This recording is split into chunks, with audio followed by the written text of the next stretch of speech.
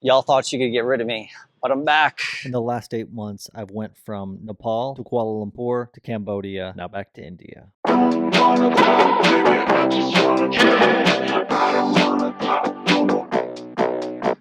Just arrived in India last night at midnight, staying at this luxurious Airbnb, not too far from the airport. Got 1 day here and then I fly to my next spot. But today I have to get some things done or else I could be in some trouble out there at the next place. You're fired. I'm looking to buy an Airtel, Vodafone, and Jio SIM card. All three of them. It's gonna be tough. It's Sunday. I don't know where I am, and I have to get some work done today since I was flying all day yesterday.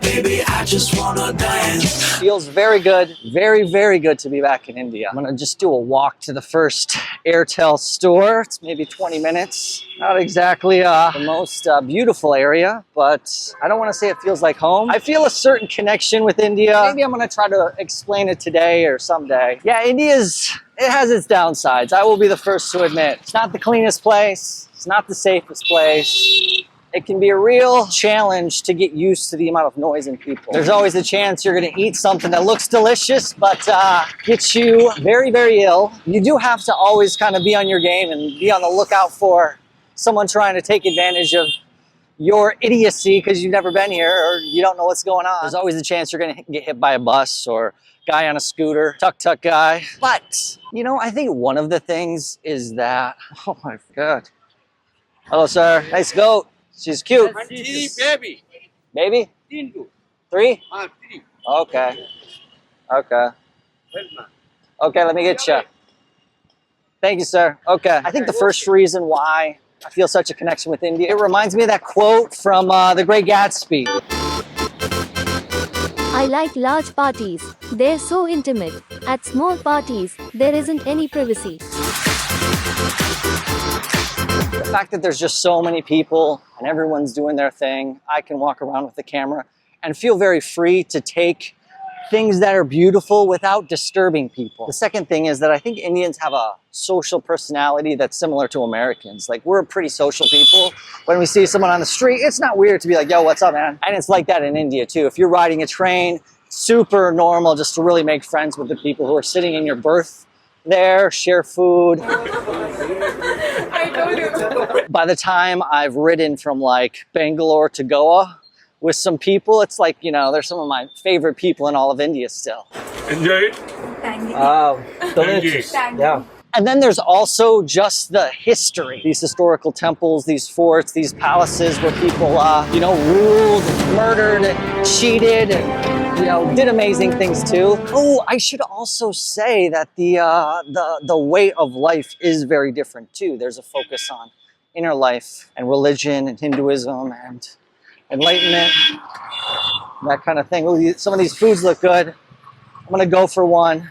Once I get to a store first. Let's try to get my first Airtel. So I need to get at least 1 SIM. I'm hoping to get 3. I don't know when I'm in some of these places I'm going, the service is gonna be terrible. The worst thing that could happen to me is getting fired. Hello. Oh, another thing I like about India is the design aesthetic. It's very maximalist. Unlike like a Japanese Zen minimalism, this is like colors and designs and hand-painted buses, and people decorate their trucks with paintings and stickers and gods, and taxi drivers decorate their dashboard with stuff. Proves my point. I'm just gonna go check out this guy. He's got phones, maybe he knows. Excuse me, sir? Hello? Okay, so she said that Airtel store was that way, so we're on the right track. Like, I think you wouldn't like India if you have a strong, what's the word? If you're very sensitive to being disgusted. Like, think of some people in my family who may just not want to deal with the discomfort at times. You know, so for instance, when you're on an airplane, there's just more people that are going to be crowding to try to get in line. Oh no, I'm seeing shops are closed. Here's another store, let's try it. Okay, so they told me I was It's not gonna happen because it's Sunday, so the official stores aren't open. And if you're an American or non-Indian, you have to go to an official store. Now, I'm hoping somebody else is gonna have some different information because last time I was in Kolkata, I just went to a small side store and the dude hooked me up. Now that's all the way downtown and I don't feel like going down there today.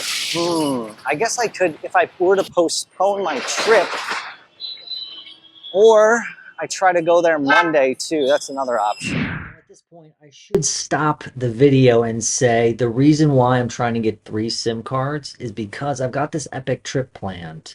First, I'm headed to the Andaman Nicobar Islands. From what I'm reading, the Wi-Fi ain't too good. Now, I need to work full-time this entire trip, so I'm not trying to get fired, which is why I want all these SIM cards as a backup. Now, secondly, after the Andaman Nicobar Islands, I'm headed to Northeast India, which can get pretty rural, and I'm not sure which SIM card is the best in some of these places like Arunachal Pradesh or Nagaland. So that's why I'm trying to get these SIM cards. Yeah, USA. Yeah. Okay, so we're headed to 2 kilometers to Geo. Okay, so this Super Ali, great tuk-tuk driver, here in Kolkata, right near the airport.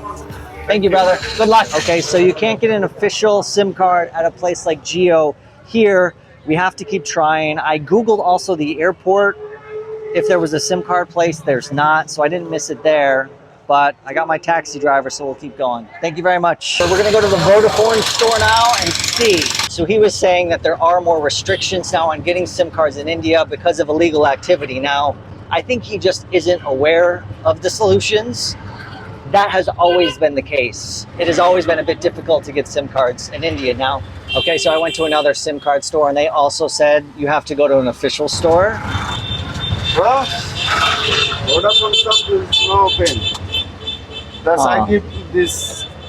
The next option is This store. Yeah. The place is Sunday. It is closed. Closed. Yeah. Okay, first masala chai back in India. Good taste. I'm kind of out of options. What I'm going to do is recharge my eSIM.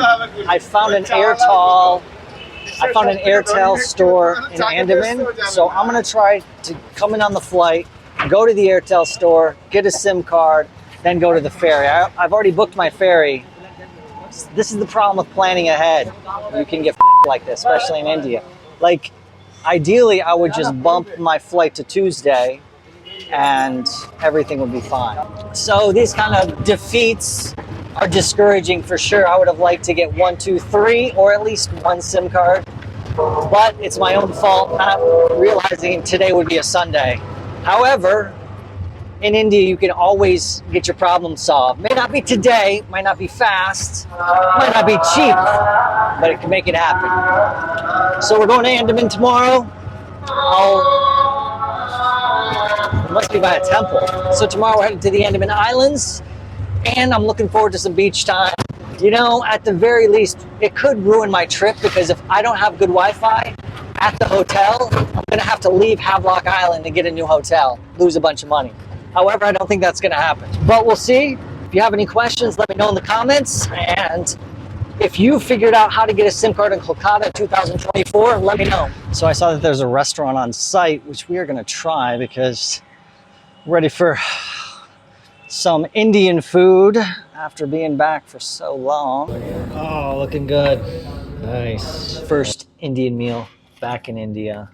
Gonna go with the puri and the bhaji. Puri is one of my favorite things.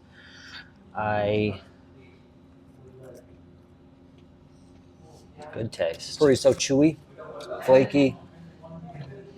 I mean, I used to live in Austin, so they had a lot of tacos. This resembles a taco. Okay, they brought me some coconut chutney. That was very, very nice of them. Indian hospitality at its finest. We have a good lead on a SIM card. I went out to get some cash at the ATM nearby here. Saw some dudes selling phones. Was like, SIM card? They're like, all you need is your passport and your visa. So I got my passport and my visa. I'm gonna go see if we can get a SIM card right now. So this is the type of place that I was looking for, like an off the grid hustler type of spot, doing phones, there is more of a risk like that the SIM card will turn off because it's a, you know, it's not a legit one. Like that Airtel is gonna be like, who the fuck is this guy? Yoink, you're done. But I'll take the chance and continue to look for better SIM cards as I go. Okay, so I found a great shop to get my SIM card. It's been challenging. I had to find an Indian reference number, which was really tough because I don't know that too many people. So that was a little bit difficult, but I did find someone, a nice man from who I stayed with in Srinagar. So he relayed the OTP numbers and we're almost done. I'm just waiting for a final message and then we should have at least one SIM card. Your plan is calling in Indian unlimited. Yeah, In Indian 100 SMS yeah, plus data in 1.5 GB day right. per day. Yeah. Okay, so we got 1.5 gigabytes per day for the next 28 days. Then we got to recharge. I think it only lasts for 3 months. And then you got to get another one and go through this wonderful process again. Gonna make some Indian friends in the meantime. So that is a big load off my mind. We got an Airtel SIM card with 1.5 gigabytes per day. That's what the store looks like where you can get a SIM card. It was I had to message all these past people I met in India and I kind of missed them. I got a good message from one of them. This whole experience has me thinking about a real mantra or like a driving mission behind myself, my travels, and also this channel. Excuse me. I'm really inspired by India for a main reason. I got 3 words that I think the Indian people, to me at least, represent, and they are patient, flexible, resilience. I'll quickly go into that. But patient because, man, India can be challenging.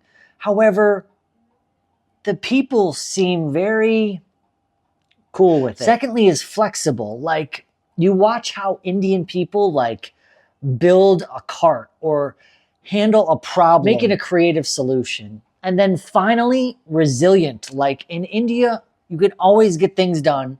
Like today, it's gonna take longer probably sometimes, but you can always make it happen. That's what we did today. Patient, flexible, resilient is going to be our model for this channel. Maybe that can inspire you too. I hope so. That's the whole point of these travels. So we're off on a plane to the Andaman Islands tomorrow. I hope you stick along. And I got some chicken butter masala. Oh.